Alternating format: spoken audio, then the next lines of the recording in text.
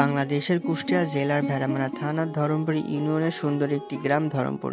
এই গ্রামের গুরুত্বপূর্ণ শিক্ষা প্রতিষ্ঠান ধরমপুর প্রাথমিক বিদ্যালয়, যেখানে এলাকার অধিকাংশ শিশুই তাদের প্রাথমিক শিক্ষা লাভ করে। আমি নিজেও এই বিদ্যালয় থেকে প্রাথমিক শিক্ষা গ্রহণ করেছি।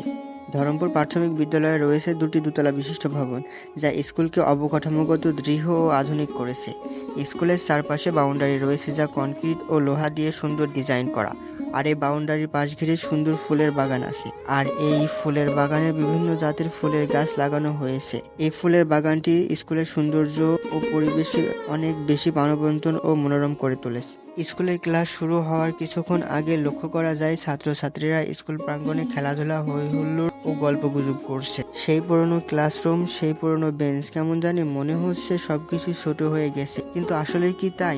বেঞ্চ, ক্লাসরুম সবই আগের মতোই রয়েছে, কিন্তু আমি সেই আগের মতো নেই। যেহেতু বয়স বাড়ার সাথে সাথে প্রত্যেকটা মানুষের শারীরিক বৃদ্ধি ঘটে, এই কারণে মনে হচ্ছে স্কুলের বেঞ্চ, ক্লাসরুম সবকিছুই কেন জানি ছোট হয়ে গেছে। ছোট হবেই বা না কেন, এখন শহরের বড় কলেজের পড়াশোনা যা এই গ্রামের ছোট স্কুলটার তুলনায় অনেক বিশাল ও বৃহৎ। কলেজের বিশাল বিশাল ভবন ও বড় বড় ক্লাসরুম দেখে অভ্যস্ত হওয়ায় এখন কেমন জানি মনে হচ্ছে এই স্কুলের সবকিছু ছোট হয়ে গেছে। আমি এই বিদ্যালয় থেকে প্রাথমিক পড়াশোনা শেষ করে ধরমপুর মাধ্যমিক বিদ্যালয়ে মাধ্যমিক শিক্ষা সম্পন্ন করেছি। তারপর কুষ্টিয়ার একটি diploma engineering institute, Kushtia polytechnic ইনস্টিটিউটে ভর্তি হয়ে পড়াশোনা চালিয়ে যাচ্ছি। ধরমপুর প্রাথমিক বিদ্যালয়ের দিনগুলো যেন রঙিন ছবির অ্যালবাম, যেখানে প্রতিটি পৃষ্ঠায় হাসি, দুষ্টামি আর স্বপ্ন এঁকে রেখেছি।